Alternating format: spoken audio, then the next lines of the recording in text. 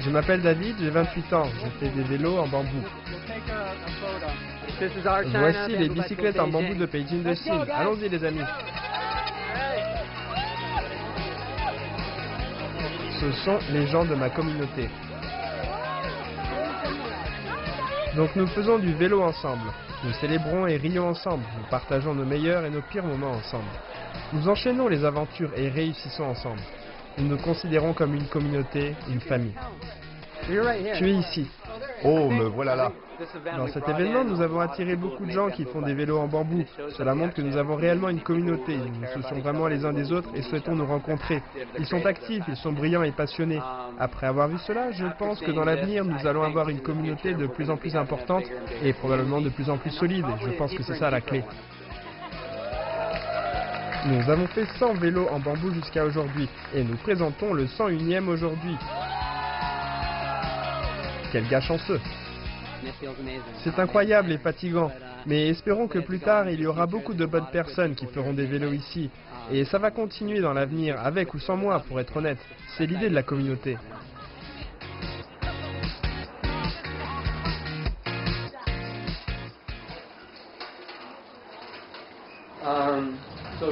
Voilà là où j'ai commencé à récupérer des vélos au départ.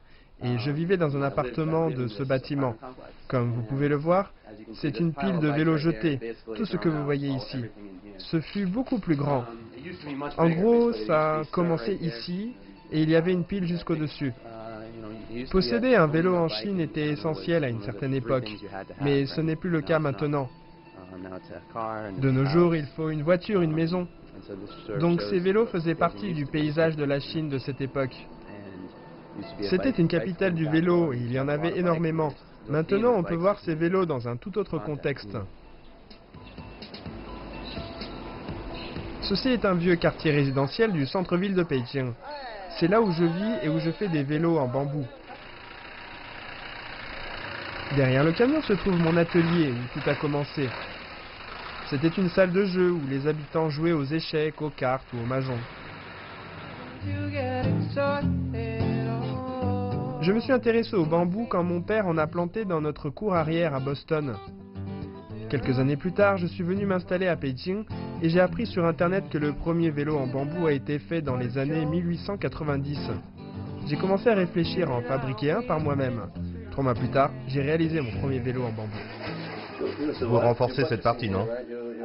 Oui, je renforce ces jonctions au niveau du cadre. La première fois, je l'avais fait avec du chanvre et ça n'allait pas trop parce que ça a fini par casser en montant une colline. Et maintenant, nous utilisons ceci, la fibre de carbone, la même matière utilisée pour faire des avions. Mélangée avec cette glue puissante, elle se transforme en un composé indestructible. C'est super léger et incroyablement résistant. Donc après avoir fait mon premier vélo, je décidai d'aller à Taïwan pour en apprendre davantage sur le bambou. Je suis allé là-bas pour apprendre comment choisir les bons types de bambou pour la fabrication de vélos. Je suis là pour apprendre différents types de savoir-faire et de techniques. Donc j'ai appris à traiter le bambou, à comment assembler les morceaux de bambou ensemble et à comment conserver la force du bambou quand il est dans le cadre du vélo.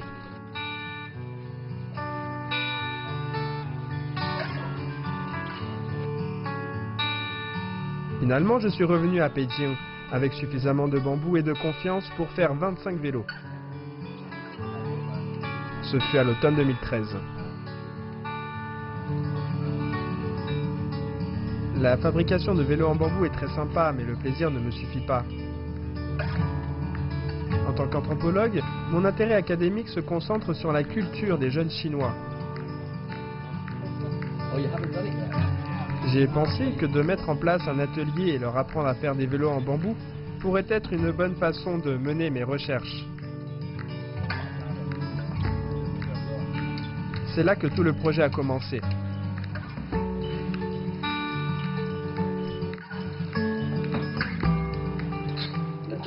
La partie plaisante de l'anthropologie est qu'elle vous encourage toujours à vous impliquer, La fabrication de vélos est une façon de s'impliquer. C'est une manière de participer à une communauté, à une culture. Du ruban adhésif et des clés. Génial. Je vais les mettre ici. Maintenant, tu peux aller acheter de la glu, celle qui sèche en 1 heure, en petite bouteille. Très bien. Je suis bénévole à Bicyclette en bambou de Beijing.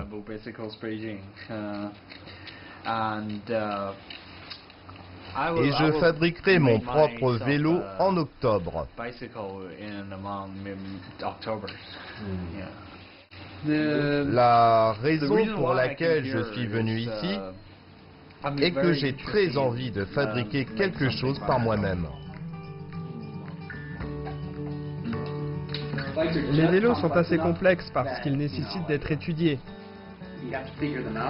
Mais ils sont assez simples puisque tout le monde peut réellement en fabriquer. Comment les gens réagissent quand ils voient ces vélos? Ils disent qu'ils sont cool. Je pense que la plupart des gens posent des questions du genre: est-ce que c'est solide? Est-ce que c'est sans danger? Et bien sûr, la première fois que vous montez sur un vélo que vous venez de terminer, c'est une sensation intéressante. Tout d'abord, vous vous demandez, est-ce que ça va craquer sous moi? Jusqu'ici, rien n'a craqué en dessous de moi, mais c'est un peu effrayant au premier abord. Et puis, c'est tout simplement un sentiment d'accomplissement. Petit à petit, vous commencez à aller un peu plus vite sur le vélo. Et comme vous l'avez fabriqué de vos propres mains, c'est très plaisant. Et ça vous fait aller très vite. C'est vraiment un plaisir. Combien de vélos avez-vous fabriqué? C'est votre premier, n'est-ce pas? Oui. Donc c'était ça l'expérience. Je pense que de fabriquer son propre vélo en bambou est ce qu'il y a de plus intéressant dans l'histoire, en particulier pour les jeunes Chinois, qui ont très peu d'occasion de fabriquer leurs propres trucs en classe ou en général. You're here at a good time. You're going to see Kung Fei ride his first ride. Is that right? On this. That's great news. 这个留紧了吗？都没有。应该都没有。这个呢？对，应该都留紧。第一次要留给我啊，给他啊。试试看吧。嗨。哎。Some kind of way out. Said the joker to the thief. Ensuite, comme je l'ai dit, il y a une fille. Elle n'avait jamais utilisé de scie avant, c'était cool. La première fois qu'elle a scié du bambou en deux, elle était si fière. Elle a pris une photo d'elle avec sa première découpe. Mais vous savez, c'est différent pour chaque personne. Et certaines personnes arrivent et semblent n'avoir qu'à jeter un coup d'œil et ils comprennent comment faire. Je n'ai quasiment même pas besoin de leur parler, je les vois faire et c'est déjà fini. No reason to get excited. Donc je vais lui poser quelques questions sur son expérience, sur comment s'est passée la fabrication du vélo, les imprévus qu'il a rencontrés, tout ça. Et je vais enregistrer la voix. Donc théoriquement, tout le monde qui a fait un vélo ici parle à cette petite machine. Et combien ce lieu vous coûte-t-il? 2500 RMB par mois. En dollars? En RMB. En dollars, ça fait combien? En dollars, ça fait, divisé par 6,4, ça fait un peu plus de 400 $. Eh bien, ce n'est pas très cher pour un fonds de commerce. Oui, ce n'est pas un fonds de commerce, c'est un local résidentiel. D'accord, donc c'est un local résidentiel. Oui. Nous sommes allés à travers les routons. Nous avons questionné tous ces gens assis sur les canapés publics. Nous leur avons posé des questions sur la provenance de leur canapé, qui peut s'asseoir dessus, et nous cherchons à comprendre les fonctions des canapés. C'était amusant. Nous avons également fait une chasse au trésor dans le routon, et nous avons parlé à beaucoup de gens. Bon, allons par là. C'est l'heure de déjeuner. Allons manger des raviolis chinois. Donc si vous regardez vraiment un peu dans ce quartier, vous pouvez voir des gens vivant dans de très petits espaces comme l'atelier que nous avons. Cela pourrait être un lieu d'habitation, une petite chambre habitée par peut-être 3, 4 ou 5 personnes. Donc oui, en termes de qualité de vie, ce n'est pas forcément l'idéal. Il y a beaucoup de constructions ici, beaucoup de voitures, et ça amène beaucoup de décombres comme ceci. Beaucoup de changements sont en train de se produire. Quand je faisais des recherches sur la pratique du football dans la jeunesse chinoise, ce parrainé par ce qu'on a appelé le foot de Hutong. Et les enfants venaient dans la rue et jouaient au foot dans les Hutong. Mais ensuite, ils ont dit qu'ils ne pouvaient plus le faire. Il y a désormais trop de voitures qui se garent ici et également trop de voitures qui circulent.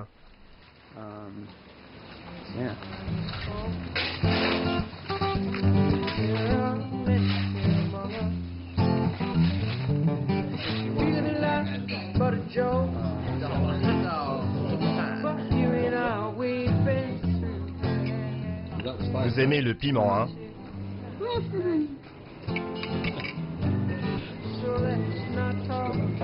Avec un peu de chance, ça serait tombé sur nous. Ici, tout le monde fabrique un vélo de ses propres mains. Et c'est vraiment tout le monde. Ouais. Les gens viennent et font les choses eux-mêmes. C'est comme d'avoir un petit bébé en bambou. Il m'a fallu peut-être 10 heures de plus que la moyenne.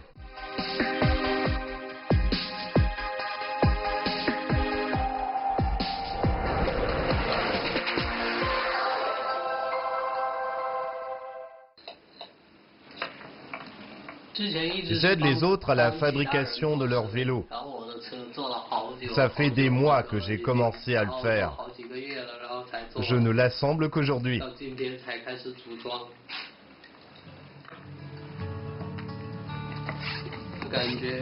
C'est comme donner naissance à un bébé.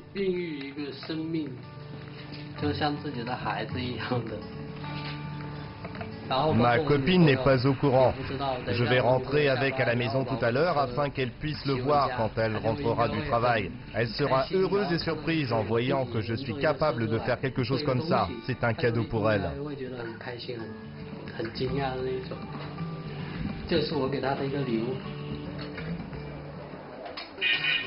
Il y a toujours des gens comme Dachu qui viennent à l'atelier.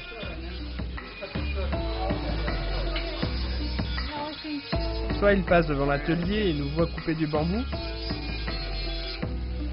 soit ils en entendent parler d'un ami ou sur Internet.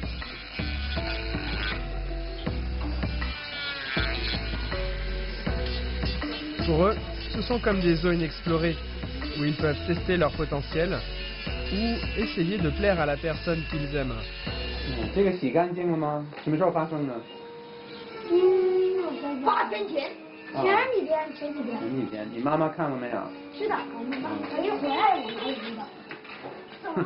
Vous avez donné un vélo à ces enfants? Oui, ils ont un vélo en bambou là-bas. C'est un super vélo. En fait, ils l'ont fabriqué avec moi. Il est assez impressionnant. Apparemment, ils ont joué dessus l'autre jour. Ce gamin était assis à l'avant et il serait tombé du vélo et s'est raflé le visage ici. Et j'ai également acheté un casque pour ces enfants. Le cadre est le plus important dans la fabrication d'un vélo. Ces bambous sont plus gros comme ceux-ci, ils sont utilisés pour le triangle avant, la partie avant du vélo, qui doit être un peu plus épaisse. Ici, c'est le tube inférieur, le tube supérieur et le tube de selle. 1, 2, 3. Ensuite, on continue et on va chercher quelque chose d'un peu plus mince, comme celui-ci. Ceci est un peu plus mince. Et ce sera pour l'arrière. Pour les tubes au niveau de la chaîne, il y en a 2, et au niveau de la selle, où il y en a 2 aussi. Ainsi, c'est un total de 7 tubes différents. Et c'est la partie la plus facile, la sélection du bambou. Ensuite vient la partie la plus difficile, la mesure du bambou, où l'on s'assure que tout est exactement à la bonne taille.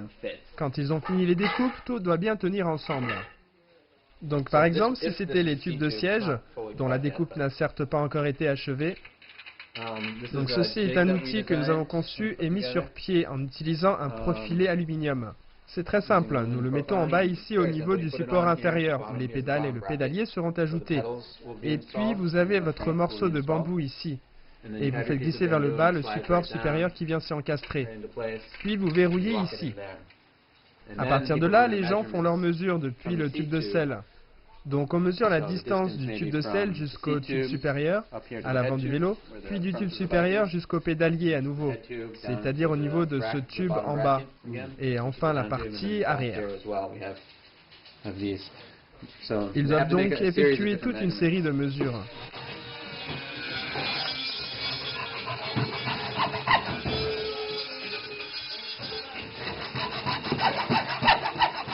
Jusqu'où faut-il que ce bout descende?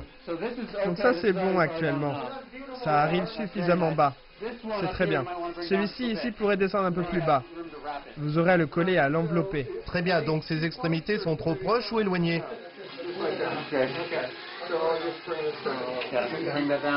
Non, amenez cette partie plus bas et ce sera bien, vraiment bien. C'est dans le premier atelier, enfin le 6e ou le 7e atelier, l'officiel, que j'ai commencé à fabriquer mon vélo. Nous n'avions pas encore le luxe d'un tel processus affiné que nous avons maintenant. Alors,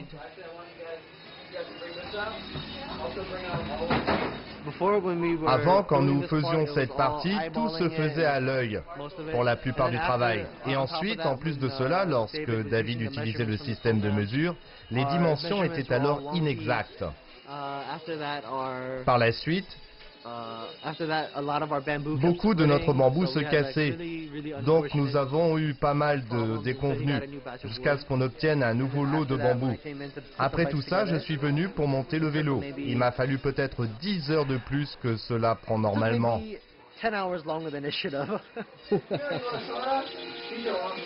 Tu veux une bière? Pas encore. Du soda, de l'eau?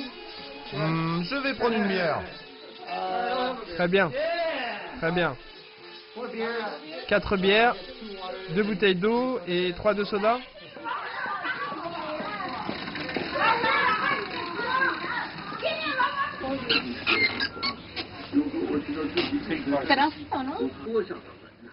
Ce n'est pas très frais, effectivement.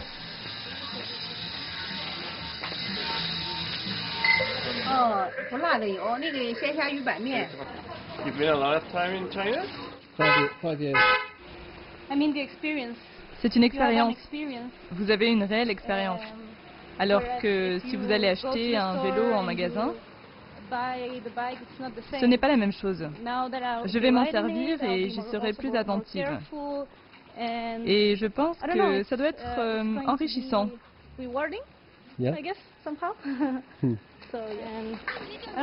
Donc, je ne sais pas, c'est comme si vous le personnalisiez vous-même.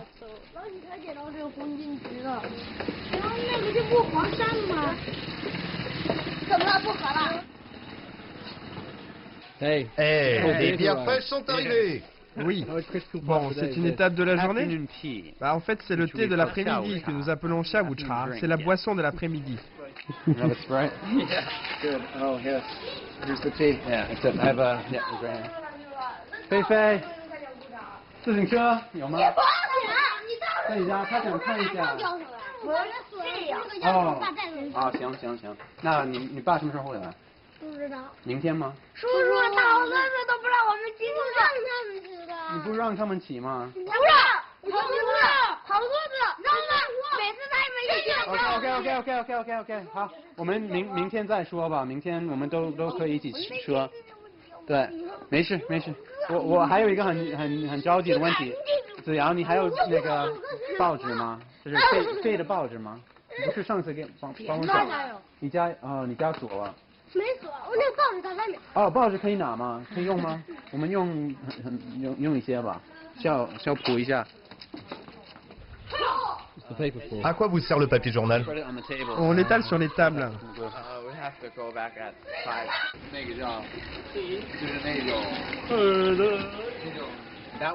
Il a fallu 3 mois pour faire celui-là. Et il existe encore? Oui, il est juste là. C'est le moche. Celui avec du ruban noir? Oui. Celui, le petit là, au milieu? Oui, c'est le tout premier. Le thé de l'après-midi contient aussi un peu de travail. Donc lorsque vous avez terminé votre boisson, ou pendant que vous la buvez, j'ai oublié de vous dire, vous devez apporter votre bambou. Et nous allons le poncer rapidement. On utilise du papier de verre pour poncer le bambou très légèrement. Puis je mets une couche d'époxy tout à la fin pour bien le conserver. So you're a family man, but you've taken a whole 2 days out.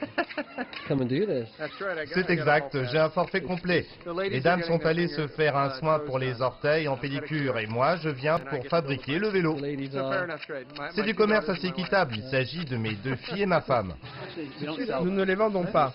Les gens viennent et les fabriquent eux-mêmes. Donc il faut 2 jours pour le faire et vous vous inscrivez à un atelier. Et oui, parce que le plus intéressant est que vous faites le vélo vous-même. Il faut 2 jours. Le coût est de 2000 RMB. D'accord? Ravi de vous rencontrer. C'est votre famille?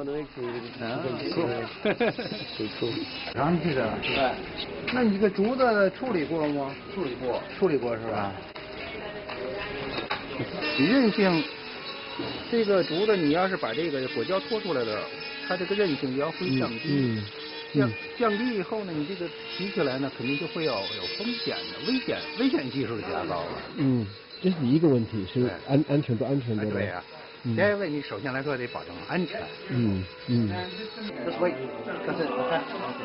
Where you at here? Huh? Where you at here? The last step of the entire workshop. 对竹子这种材料的理解的。J'étudie l'architecture. J'ai appris des choses sur le bambou en tant que matériau de construction. Mais je n'avais jamais travaillé avec avant. Je ne savais pas grand-chose sur ses propriétés. Fabriquer un tel vélo m'aide à en savoir plus sur ses utilisations. Et maintenant? Maintenant, nous attendons. Nous attendons. Je lui ai dit de faire quelque chose de plus durable et respectueux de l'environnement. Et il a dit, pourquoi ne pas contacter David à propos des vélos en bambou? Alors voilà comment nous avons participé à notre premier atelier.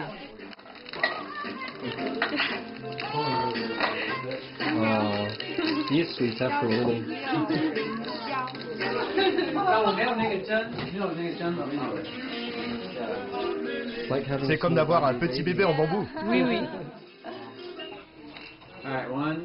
Donc les vélos seront terminés et prêts demain. Et nous célébrerons ça avec notre première sortie. Je déteste les voitures, elles sont trop nombreuses, c'est difficile pour rouler à vélo. C'est très léger et très souple. Et c'est une façon de profiter de la vie en se baladant. Et aujourd'hui, nous célébrons cela. Ainsi, le trajet se poursuit.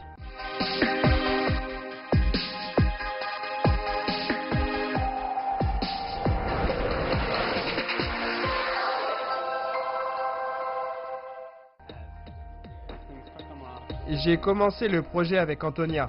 Elle m'a aidé dans mes recherches. Nous avons découvert que le moyen de transport est une question d'individualité. Donc si vous regardez bien, chaque vélo est différent.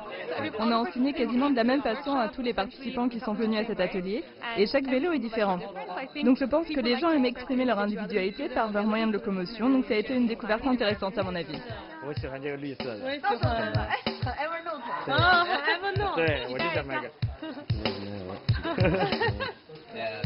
C'est un jour important pour nous. C'est le jour de notre première sortie, pour le plaisir, pour prendre l'air et pour notre communauté. Nous sommes une trentaine et il y a environ 20 vélos en bambou. Ma plus grande préoccupation est de savoir de quoi vont-ils parler sur le chemin. Notre itinéraire va être assez simple. Nous descendons à Gulo et Antonia, Sam et moi allons être comme les meneurs du groupe pour la sortie. De Gulo, nous allons descendre à Tiananmen. Si vous avez un casque, mettez-le. Oui, bien joué, Antonia. Nous allons dans cette direction.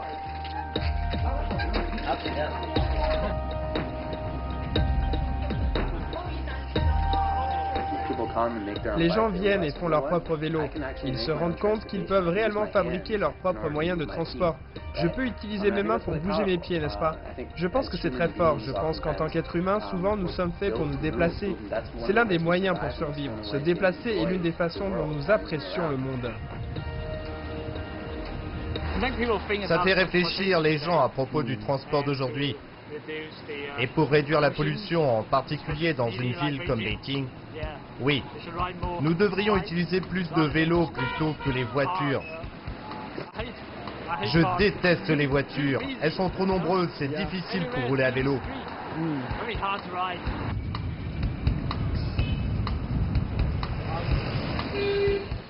De quel genre d'aventure ça a été pour David? Je sais pas. Je sais qu'il est vraiment intéressé par ça. Et il veut vraiment aider les gens à fabriquer leur vélo en bambou. Il a tout simplement une passion pour ça.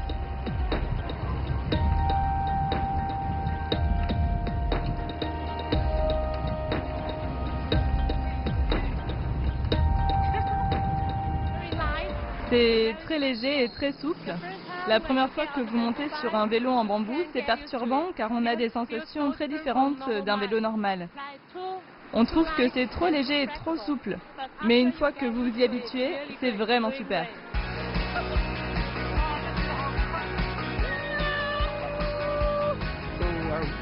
Donc au départ, notre objectif était de faire 25 vélos. C'était ça le projet. Nous ne voulions pas placer notre objectif trop haut. Nous en avons fait 25 avec des jeunes Chinois. Donc il y a plusieurs issues possibles. Je vais certainement faire un suivi avec eux, les interviewer pour parler du transport urbain chinois et voir comment ils utilisent les vélos, comment la fabrication de leurs propres vélos peut-elle changer la façon dont ils envisagent les déplacements. C'est un peu comme repenser la façon dont les vélos sont faits, repenser combien coûte de fabriquer un vélo. Vous prenez un peu de votre temps et vous pouvez avoir un moyen de transport pas cher. Et si vous dépensez l'argent pour des choses intelligentes, vous pourrez aller là où vous voulez. Donc je pense que c'est une sorte de voie d'ouverture à la réflexion sur le déplacement des gens.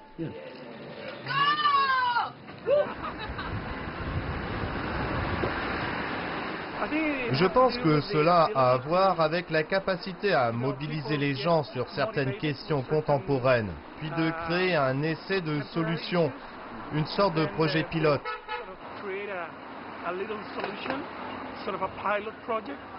Ensuite, ils l'ont réalisé et organisé, et ils ont terminé avec succès. Et aujourd'hui, nous célébrons cela. Je ne sais pas comment se sentent les gens. Juste que c'est bien que personne ne tombe, rien ne casse. Tout le monde passe un bon moment. C'est bien tout simplement. Et tout le monde est si bavard. Tout le monde est si amical. Je suppose que c'était ma plus grande inquiétude, non? Comme tout le monde est rassemblé, peut-être qu'ils n'auraient rien eu à se dire, mais c'est l'inverse. Ils ont ces vélos, c'est vraiment cool.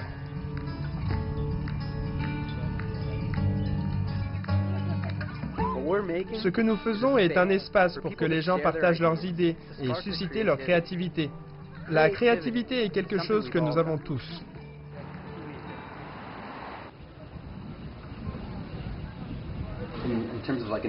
Dans un monde idéal, ce serait vraiment génial.